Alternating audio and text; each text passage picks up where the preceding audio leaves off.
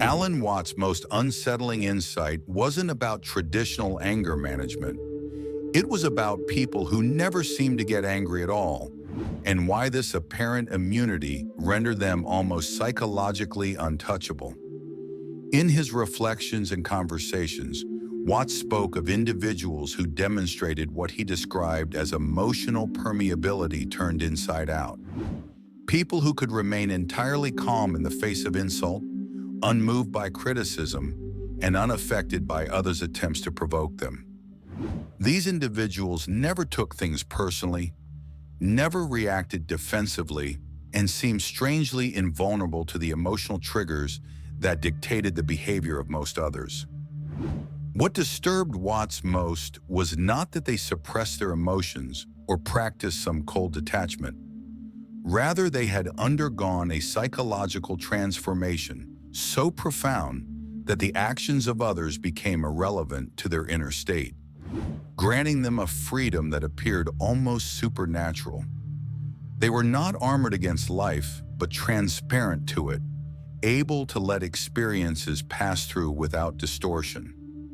One of the most illustrative examples Watts often pointed toward was that of a successful businessman, whom we will call Heinrich, who was brought into conversation not because he was suffering, but because his eerie calm made those around him profoundly uncomfortable. He had built an empire in post-war Europe, and his employees were not afraid of cruelty or volatility, but of his unshakable serenity. No insult could pierce him, no criticism seemed to sting, and betrayal sparked curiosity rather than resentment. His wife, distressed by his responses, once confessed to him that she had been having an affair for half a year. Heinrich did not rage, accuse, or withdraw. He simply asked whether she was happy, what she needed, and whether she wished to continue their marriage or end it. Watts realized that Heinrich was not numb or cold. He was not repressing anything. Instead, he had learned to regard his emotional triggers as mirrors, reflections of dimensions within himself that had not yet been fully acknowledged. Watts referred to this as the mirror of the shadow, a process in which every person who angers or irritates us is, in fact, showing us something about our own unconscious life. The dismissive coworker who undermines your ideas may be reflecting your own fear of inadequacy. The friend who is always late may mirror your compulsion to control. The family member who criticizes your choices may simply be displaying the echo of your own doubts. Heinrich had discovered this principle after enduring a devastating betrayal in business. A trusted partner stole his most important client and nearly destroyed his company. Instead of seeking revenge, Heinrich asked himself, "What aspect of myself is this person reflecting back to me?" To his shock, he saw his partner's greed as a mirror of his own suppressed fear of poverty. He recognized the dishonesty as a reflection of his tendency to conceal his true feelings, and the betrayal itself revealed his own latent capacity for selfishness. By facing these aspects instead of projecting them outward, Heinrich developed what Watts described as psychological immunity, the ability to recognize that the actions of others are not personal attacks but signals, mirrors, and information about both themselves and our own hidden depths. This process can be practiced through what Watts explained as a three-part inquiry. When someone triggers you, first ask, "What trait am I judging most harshly in this person?" Then ask, "Where do I exhibit this same trait, even in subtle ways?" Finally ask, "What is this situation trying to teach me about myself?"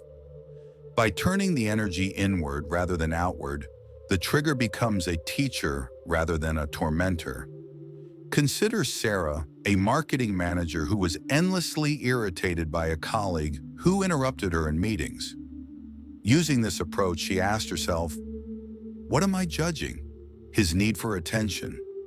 Where do I do the same?" She realized that when she felt insecure, she too would dominate conversations. And what was this teaching her? That her anger was, in truth, aimed at her own attention-seeking tendencies.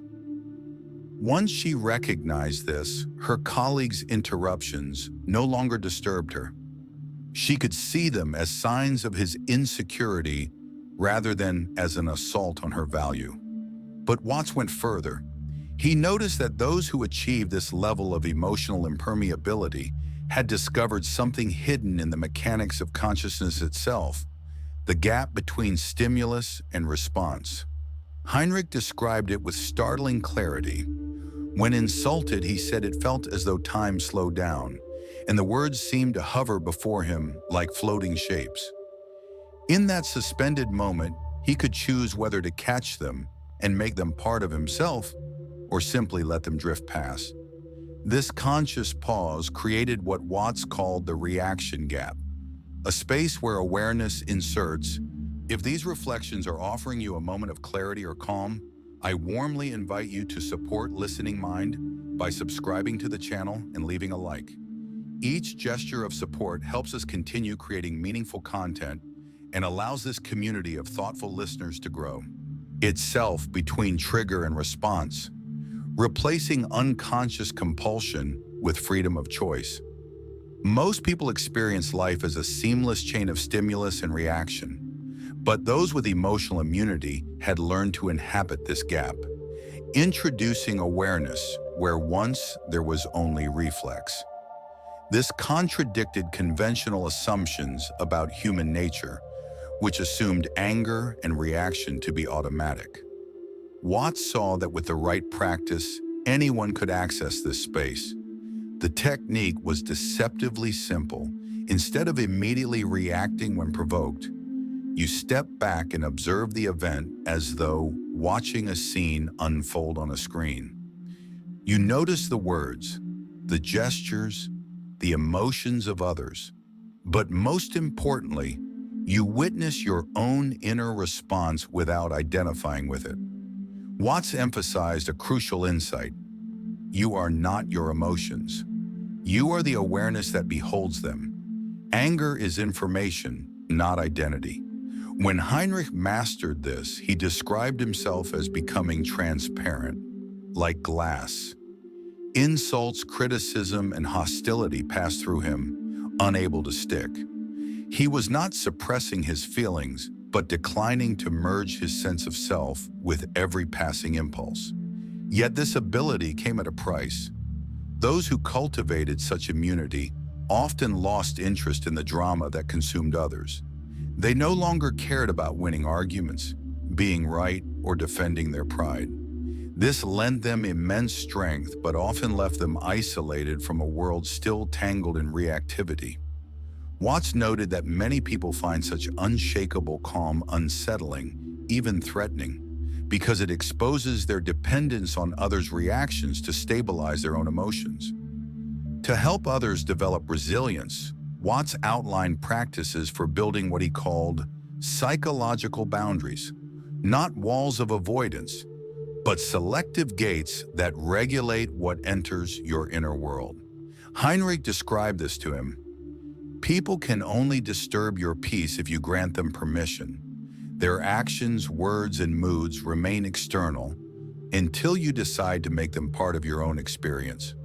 Most people absorb the chaos around them as though they had no choice. But those who are emotionally immune learn to maintain filters, boundaries, and identity anchors that protect their center without numbing their humanity. Among these were three types of boundaries. The relevance filter, by which only what truly contributes to growth is internalized. The ownership distinction, which recognizes that other people's emotions belong to them and need not be absorbed. And the identity fortress, which grounds a person in such a strong sense of self that external criticism becomes mere data rather than a threat. Heinrich noticed that paradoxically, the stronger his boundaries became, the more people tried to penetrate them. Those unable to regulate themselves were drawn to his stability, sometimes escalating their attempts to provoke him when calm replaced the expected reaction. Watts realized this was because reactive individuals unconsciously rely on others' responses to stabilize themselves. When denied this feedback, they are forced to confront their own instability. To meet these challenges, Watts suggested three strategies: an emotional firewall, in which you pre-decide what emotions you will engage with and which you will observe without absorbing; response selection, where you predetermine how you will respond to common provocations, freeing you from improvising under pressure; and identity anchoring, where you hold so firmly to who you are that no external opinion can unseat your core. But Watts's most profound discovery came with what he called projection reversal. Heinrich had shown him how, when attacked, he could see straight through the surface insult into the psychological wounds driving it. When accused publicly of being heartless, he did not feel diminished. Instead, he recognized that the critic's words revealed more about their own fear of being seen as uncaring than about himself. By learning to look past the surface, Heinrich gained what Watts described as psychological X-ray vision. In nearly every case, attacks revealed the attacker's unresolved issues rather than the target's reality. This understanding turned personal attacks into revelations, stripping them of their sting. Once you perceive others' aggression as confessions of their pain, compassion naturally arises in place of anger. Heinrich described seeing a wounded child behind every insult and found himself responding with curiosity and empathy rather than resentment. Watts cautioned, however, that this insight can create distance from others. Seeing through the projections and defenses of everyone around you can make genuine connection difficult, as if you were the only adult in a world of wounded children. The task, therefore, is not only to develop this clarity, but to pair it with compassion so that insight does not become superiority. The final and perhaps most transformative stage Watts described was emotional alchemy, the capacity to transmute every trigger into growth. Heinrich came to see those who disturbed him not as problems, but as teachers. Each provocation became a gift, pointing him toward aspects of himself that still required integration. The more someone could trigger him, the more valuable he considered them to be. Through this process, every irritation became fuel for self-understanding, every criticism a source of strength, and every obstacle a stepping stone to psychological evolution. Watts described this as turning every challenge into psychological gold. It meant not avoiding difficult people, but welcoming them as catalysts for growth. Yet here, too, lay a danger. Some who mastered emotional alchemy became so focused on their own evolution that they grew detached from ordinary human concerns. Life began to feel like an experiment rather than a relationship. Watts emphasized that the highest form of this practice was not invulnerability for its own sake, but what he called compassionate immunity, the to remain unshaken while still engaging warmly with others. Heinrich eventually realized that his immunity was incomplete if it only protected him. True strength, he discovered, meant creating a space in which others could feel without judgment, while he maintained his own center. His unshakable calm became a refuge for his wife, his employees, and even his rivals. People sought him out not because he was unaffected, but because his presence allowed them to process their own storms without fear of being judged or inflaming his anger. This, Watts concluded, is the paradox of ultimate immunity. It is not about transcending humanity, but embodying it fully. It is the stance of what he called the compassionate warrior, one who can feel the pain of others without being consumed by it, who can witness chaos without adding to it, and who can respond with presence rather than reaction. The compassionate warrior does not resist or absorb the emotions of others, but redirects them toward healing, much like the principles of Aikido. Anger becomes fuel for solutions, sadness is transformed into compassion, and fear is transmuted into wisdom. Heinrich embodied this so completely that others found his presence alone soothing. Not because he withdrew, but because he engaged with life without being controlled by it. Ultimately, Watts saw in Heinrich the highest potential of human psychology: complete vulnerability combined with complete invulnerability. The ability to remain connected, warm, and compassionate while untouched by the turbulence of others. This was not emotional coldness, but emotional mastery. The capacity to feel everything and yet remain free. The journey, as Watts framed it, moves from integrating one's shadow through constructing resilient boundaries into the alchemy of transformation, and finally into compassionate service. At each stage, the individual becomes less a victim of external forces and more a creator of their inner reality. In Heinrich, Watts found proof that this path is not a philosophical ideal, but a lived possibility. His most disturbing insight, then, was not that some people never get angry. It was that every person has within them the capacity to achieve the same psychological freedom. The question is not whether it can be done, but whether one is willing to claim it. True strength, Heinrich reflected, lies not in what cannot touch you, but in what you can touch without being altered by it. Every trigger becomes a teacher, every difficult person a mirror, every challenge an opportunity for alchemy.